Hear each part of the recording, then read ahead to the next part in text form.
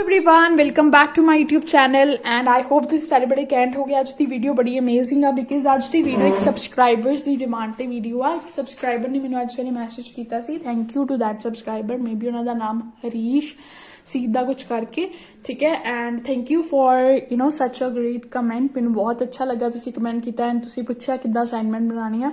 मैं उसी time video shoot करने की कोशिश की बट नहीं हुई, बट हुण मैं कर रही हाँ एंड मे बी अज वीडियो अपलोड हो जाए। जिस दिन तुसीं क्या उस दिन ही शायद हो जाए। मॉडल्स ऑफ रीडिंग ते असाइनमेंट तुसीं क्या सी, एक्चुअली मैं बाकियां नूं दसदा कि इन्होंने पूछा सी कि मॉडल्स ऑफ रीडिंग जो साडे कोल दो मॉडल्स ने, PSQ 5R SQ 3R। जिन्होंने मेरी पहली वीडियो देखी है उन्होंने पता है मैं पढ़ाया होया है। उन्होंने इन्होंने पूछा सी कि असाइनमेंट किद्दां बनानी है, सो अज मैं उत्ते दस देनी हाँ। सो तुसीं इदां दे कमेंट करिया करो एंड अपने फ्रेंड्स नाल शेयर करिया करो वीडियो। Thank you such. चलो हुण आपां वीडियो स्टार्ट करते हैं। फर्स्टली देखो, पहली गल तो असाइनमेंट बनाने का सारे टीचर सानू असाइनमेंट देंदे क्यों आ, उन्होंने का यह मकसद होंदा कि असी टॉपिक ना फेमिलियर हो जाए। एक तो काम हो जाता प्रैक्टिकली एंड दूसरा असी अपने टॉपिक तो फेमिलियर हो जाने एंड सानू नॉलेज आ जाती है। बिकॉज जो असी असाइनमेंट बनानी है एक चीज़ बड़ी इंपॉर्टेंट है कि सानू टॉपिक की नॉलेज होनी चाहिए आ। क्योंकि आप इदा ही कॉपी पेस्ट करके तो लिखना नहीं, डिटो जो लिखे है वही तो अगर असी असाइनमेंट लिख देंगे तो वो तो फिर कॉपी पेस्ट हो गया, वह कोई फायदा ही नहीं है एंड नंबर भी वो कुछ ज़्यादा मिलते नहीं।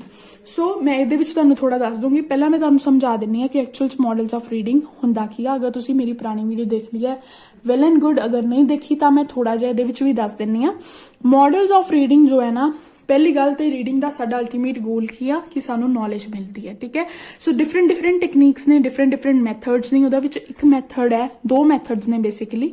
एक पहला हैगा PSQ 5R जो बहुत फेवर्ड है टेक्निक्स है ने। सो फर्स्टली पहला ये आ जाता है P for purpose, S for survey, Q for questions. और जो साढ़े 5R है, जो साढ़े 3R ने रीसाइकल है ना, उसी तरह 5R ने रीडिंग, रीसाइटिंग, रिड्यूसिंग, रिफ्लैक्टिंग, रिव्यूइंग, ठीक है। हुण मैं तुहानू थोड़ा जिहा दस दिंदी हां कि असाइनमेंट आपां स्टार्ट किद्दां करनी है। हुण असाइनमेंट की जो स्टार्टिंग है वो तुसीं देख लो कि तुसीं अपने टीचर्स नूं पुछ लो कि लाइन वाले प्रैक्टिकल शीट्स यूज करनी है जां सिंपल जिवें वाइट पेजेस हुंदे आ।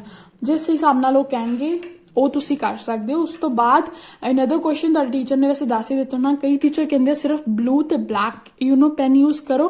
तुसीं अपने टीचर नूं पुछ लियो, नहीं अगर वो कह नहीं तुसीं होर भी कर सकते हो दैन तुसीं कलरफुल भी यूज कर सकते हो। बट ज़्यादा कलरफुल नहीं अच्छा लगता बिकॉज असीं मैच्योर हो गए, असीं कॉलेज च आ गए। बहुत ज़्यादा कलरफुल अच्छा नहीं लगता है, जस्ट मैं तुहानू शो करने लई कीता है।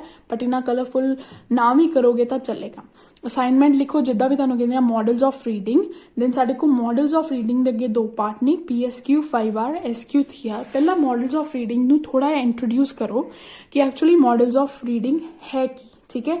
हुण तुसीं डायरैक्ट इदां नहीं लिख सकते the ultimate goal of reading is to gain knowledge. ये तो डायरैक्ट कॉपी हो जानी, ठीक है। तुसीं पहला इस चीज़ नू समझो कि मॉडल्स ऑफ रीडिंग है की। पहला थोड़ा जिहा रीडिंग बारे दसो, ठीक है, कि तुसीं सारा पिछे पढ़ सकते हो कि रीडिंग की है। उहदे चों एक अद्धी लाइन ज़्यादा लिखण की लोड़ नहीं है बिकॉज जो असाइनमेंट है ना वो जिन्नी छोटी होवे, प्रिसाइज होवे, मतलब ज़्यादा छोटी भी नहीं होनी चाहिए एंड ज़्यादा लंबी भी नहीं होनी चाहिए। असाइनमेंट कि तुहानू उहदा पूरा क्लीयर होना चाहिए मतलब, बट ज़्यादा लंबाई च नहीं होनी चाहिए, ठीक है। ज़्यादा खिंचे नहीं होना चाहिए काम, ठीक है। उस तो बाद तुसीं लिख सकते हो, लाइन भी लिख सकते हो the ultimate goal of reading is to gain knowledge. So different techniques ने, उन्हां चों दो टेक्निक्स आ। फिर तुसीं इदां चाहे एरो बना के दे सकते हो PSQ 5R SQ 3R। तुसीं वड्डा लिख सकते हो PSQ 5R, इन्हू एक्सप्लेन करना है। हुण PSQ 5R नूं पहला आ वाला फ्लो चार्ट जरूर बनाओ, ठीक है। वैसे मैनू नहीं पता कॉलेज वैसे कुछ नहीं कहते, तुसीं ये बनाओगे ना ज़्यादा क्लैरिटी आती है। अगर असाइनमेंट च भी बनाओ एंड अगर पेपर्स च तुहानू क्वेश्चन आता है तो इदा फ्लो चार्ट जरूर बनाया करो। फ्लो चार्ट के बहुत नंबर मिलते हैं, ठीक है। आई गारंटी यू बहुत एक्चुअल च नंबर मिलते हैं। उन्ना तुहानू लिखण दा नहीं मिलेगा जिन्ना तुसीं डायग्राम्स बनाओगे, फ्लो चार्ट्स बनाओगे, उन्ना दे नंबर मिलणगे। सो रिमेंबर माई वर्ड्स, ठीक है। हुण आपां इदां सारा लिखता, उस तो बाद आपां इन्हां नू एक्सप्लेन भी करना है, ठीक है। सो द फर्स्ट 3 लैटर्स आ तुसीं लिख सकते हो, इहदी कोई गल नहीं है। हुण आ गया कि हुण आपां इन्हां नू किद्दां लिखना है। इन्हां नू आपां डायरैक्ट नहीं लिख सकते, छापना नहीं है जो इत्थे लिखिया है। फर्स्टली जो चीज़ है वो हैगी आ पर्पस। हुण ये चीज़ तां सानू क्लीयर आ कि अगर असीं रीडिंग करनी है तो सानू पर्पस क्लीयर होना चाहिए कि असीं पढ़ क्यों रहे हैं, ठीक है। When we read something it's very important that we should know the purpose. तुसीं इदां लिख सकते हो, मेरी वर्ड नू रिकॉर्ड कर सकते हो। मैं लिखिया नहीं बिकॉज टाइम नहीं सी इन्ना, ठीक है। we start reading, ठीक है, it is very important to know the purpose of what we are reading, ठीक है. When the purpose is clear, it helps to give us concentration, ठीक है. ये तुसी line add कर सकते हो, it helps to give us concentration because the reader must clear of two things. Reader should clear the two things in their mind, that why he is reading and what the writer wants to convey. ਹੁਣ ਜਦੋਂ ਆ ਲਿਖਣੀ ਆਪਾਂ line, the reader must be clear about two things. ਤੁਸੀਂ ਇਹਨੂੰ ਵੀ different ਤਰੀਕੇ ਨਾਲ ਲਿਖ ਸਕਦੇ ਹੋ, ਮਤਲਬ ਆ line ਉੱਪਰ ਲਿਖ ਕੇ ਫਿਰ ਥੱਲੇ arrow ਬਣਾ ਕੇ ਦੋ ਲਿਖ ਸਕਦੇ ਹੋ ਕਿ why he is reading or what the writer wants to convey. ਇਹਦੇ ਨਾਲ ਕੀ ਹੋਏਗਾ, ਪਤਾ ਲੱਗੇਗਾ ਕਿ ਤੁਹਾਨੂੰ knowledge ਹੈਗੀ ਹੈ ਇਹਦੇ ਬਾਰੇ. ਹੁਣ ਸੈਕਿੰਡ ਆ ਗਿਆ, ਜ਼ਿਆਦਾ ਐਕਸਪਲੇਨ ਕਰਨ ਦੀ ਲੋੜ ਨਹੀਂ, ਦੋ ਲਾਈਨਾਂ 'ਚ ਐਕਸਪਲੇਨ ਕਰੋ. ਉਸ ਤੋਂ ਬਾਅਦ ਆ ਗਿਆ ਸਰਵੇ ਕੀ ਹੈ ਕਿ ਤੁਸੀਂ ਉਹਦਾ ਓਵਰਵਿਊ ਲਓ. Before starting to read the text, the reader must first gain a noting or an overview. ਇਹਨੂੰ ਤੁਸੀਂ ਇਦਾਂ ਲਿਖ ਸਕਦੇ ਹੋ ਕਿ before starting to read a text, the reader, ਤੁਸੀਂ you ਨਹੀਂ ਕਰਨਾ, the reader must gain the overview of the material what he was reading, because by this you should know the reader must be clear about the titles, the subtitles and the main content of the book, ਠੀਕ ਹੈ. ਇੱਥੋਂ ਤੁਸੀਂ ਆਪਣੀਆਂ ਲਾਈਨਾਂ ਚੁੱਕ ਕੇ ਦੇਖੋ, ਵਿੱਚੋਂ ਹੀ ਚੁੱਕਣੀਆਂ ਹੁੰਦੀਆਂ, ਆਪਾਂ ਕਾਪੀ ਨਹੀਂ ਕਰਨਾ ਡਾਇਰੈਕਟ, ਬਟ ਤੁਸੀਂ ਇੱਥੋਂ ਹੀ ਵਰਡਸ ਚੁੱਕ ਕੇ ਆਪਣੀ ਵਰਡਿੰਗ 'ਚ ਬਣਾਉਣਾ ਹੈ. ਆਈ ਹੋਪ ਇੰਨਾ ਕਲੀਅਰ ਹੋ ਗਿਆ ਹੋਏਗਾ. ਅਗਰ ਹਾਲੇ ਵੀ ਕਲੀਅਰ ਨਹੀਂ ਹੈ, ਮੈਂ ਤੁਹਾਨੂੰ ਰਿਕੁਐਸਟ ਕਰੂੰਗੀ ਕਿ ਤੁਸੀਂ ਕਮੈਂਟਸ ਮੈਨੂੰ ਪੁੱਛ ਲਓ, ਨੋ ਡਾਊਟ ਮੈਂ ਹੋਰ ਵੀਡੀਓ ਬਣਾਉਣ ਨੂੰ ਤਿਆਰ ਹਾਂ. ਫਿਰ ਆ ਗਿਆ ਸਾਡੇ ਕੋਲ ਕੁਐਸਚਨ. ਨਾਓ ਜਦੋਂ ਅਸੀਂ ਪਰਪਸ ਕਰ ਲਿਆ, ਸਰਵੇ ਕਰ ਲਿਆ, ਫਿਰ ਕੁਐਸਚਨਿੰਗ ਮੀਨਸ ਕਿਉਰਿਓਸਿਟੀ. ਇਹ ਲਿਖ ਦਿਓ, ਕੋਈ ਪ੍ਰੋਬਲਮ ਨਹੀਂ, ਇਹ ਲਾਈਨ ਲਿਖ ਦਿਓ, ਬੜੀ ਇੰਪੋਰਟੈਂਟ ਆ. Questioning means curiosity. When you question yourself, it means you are concentrating on what you are reading. A line will likhiyo ki when you question yourself, the reader possesses curiosity, and that means he is full concentrated on the text what he is reading. matlab question helps to make focus, theek hai, questions help to make focus on what he is reading. So questions ਕੁਛ ਵੀ ਤਰ੍ਹਾਂ ਦੇ ਹੋ ਸਕਦੇ ਆ, ਤੁਸੀਂ ਇੱਥੋਂ ਦੋ ਲਾਈਨਾਂ ਲਿਖ ਸਕਦੇ ਹੋ. ਹੁਣ ਆ ਗਿਆ ਸਾਡੇ ਕੋਲ 5 hours ਰੀਡਿੰਗ ਸਿਲੈਕਟਿਵਲੀ. ਦੈਟ ਜਿਹੜਾ ਇੰਟੈਲੀਜੈਂਟ, ਇਹਦੇ 'ਚ ਕੀ ਆ ਕਿ ਜਿਹੜਾ ਇੰਟੈਲੀਜੈਂਟ ਰੀਡਰ ਹੁੰਦਾ ਉਹਨੂੰ ਪਤਾ ਹੁੰਦਾ ਕਿ ਉਹਨੇ ਕੀ ਪੜ੍ਹਨਾ ਤੇ ਕੀ ਛੱਡਣਾ, ਠੀਕ ਹੈ. ਉਹ ਇਹਦੇ 'ਚ ਆ ਗਿਆ he can read the important and relevant and skip. then ਆ ਗਿਆ recite means reading aloud. ਇਹ ਤੁਸੀਂ ਲਿਖ ਸਕਦੇ ਹੋ, reciting means reading aloud.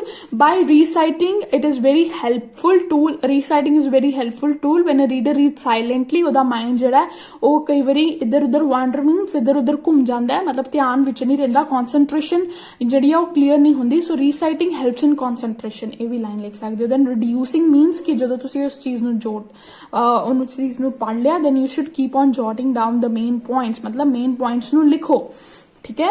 ਉਹਨਾਂ ਨੂੰ ਕਿਤੇ ਸਮਰਾਈਜ਼ ਕਰੋ, ਉਹਨਾਂ ਨੂੰ ਕਿਤੇ ਲਿਖੋ. then reflect, he should reflect upon ਜੋ ਉਹਨੇ ਲਿਖਿਆ. ਉਸ ਤੋਂ ਬਾਅਦ ਉਹਦੇ ਉੱਪਰ ਰਿਫਲੈਕਟ, ਇੱਕ ਵਾਰੀ ਦੇਖੇ ਵੀ ਮੈਂ ਕੀ ਲਿਖਿਆ, ਫਿਰ ਰਿਵਿਊ ਕਰੇ. ਫਾਈਨਲ ਸਟੇਜ ਆ ਗਈ ਜਿਸ 'ਚ ਉਹਨੇ ਰਿਵਿਊ ਕਰਨਾ ਹੈ ਕਿ ਐਕਚੁਅਲ 'ਚ ਉਹਨੇ ਕੀ ਲਿਖਿਆ, ਕੀ ਹੈ, ਕੀ ਸਾਰਾ ਕੁਝ, ਠੀਕ ਹੈ. I hope it is clear. Another ਸਾਡੇ ਕੋਲ ਮੈਥਡ ਆ ਗਿਆ, ਉਹ ਹੈਗਾ SQ3R. ਪਹਿਲਾਂ ਤੁਸੀਂ ਆਹ ਵਾਲਾ ਦੇਤਾ, ਤੁਸੀਂ ਸਕਰੀਨਸ਼ਾਟ ਲੈ ਸਕਦੇ ਹੋ, ਲੈ ਲਿਆ. ਉਸ ਤੋਂ ਬਾਅਦ ਤੁਸੀਂ ਆ ਲਿਖ ਸਕਦੇ ਹੋ, SQ3R, ਠੀਕ ਹੈ. ਇਹਦੇ ਵਿੱਚ ਤੁਸੀਂ ਇਦਾਂ ਪਹਿਲਾਂ ਆਪਾਂ ਇੰਟਰੋ ਦੇਣੀ ਆ ਥੋੜੀ ਜਿਹੀ SQ3R ਦੀ, ਫਿਰ ਤੁਸੀਂ ਦਾ ਫਲੋ ਚਾਰਟ ਬਣਾਉਣਾ, ਉਸ ਤੋਂ ਬਾਅਦ ਤੁਸੀਂ ਇਹਨੂੰ ਐਕਸਪਲੇਨ ਕਰਨਾ ਹੈ, ਠੀਕ ਹੈ.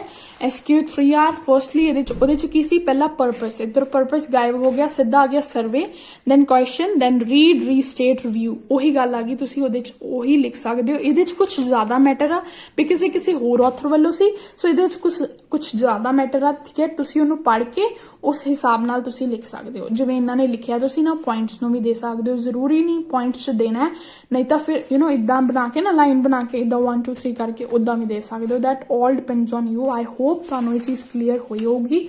ਅਗਰ ਕੋਈ ਡਾਊਟ ਹਾਲੇ ਵੀ ਹੈਗਾ, ਤੁਸੀਂ ਇਹਦੀ ਵੀ ਇੱਕ ਵਾਰੀ ਨਾ ਸਕਰੀਨਸ਼ਾਟ ਲੈ ਸਕਦੇ ਹੋ, ਬਿਕਾਜ਼ ਮੈਂ ਮਾਰਕ ਕੀਤੀਆਂ ਹੋਈਆਂ ਚੀਜ਼ਾਂ ਤੁਸੀਂ ਮਾਰਕ ਕਰਕੇ ਦੇਖ ਸਕਦੇ ਹੋ ਕਿਹੜੀ ਚੀਜ਼ ਤੁਹਾਨੂੰ ਇੰਪੋਰਟੈਂਟ ਲੱਗਦੀ ਹੈ, ਇੱਧਰੋਂ ਵੀ ਦੇਖ ਸਕਦੇ ਹੋ. I hope it is clear. If it is clear, then go and subscribe to my channel.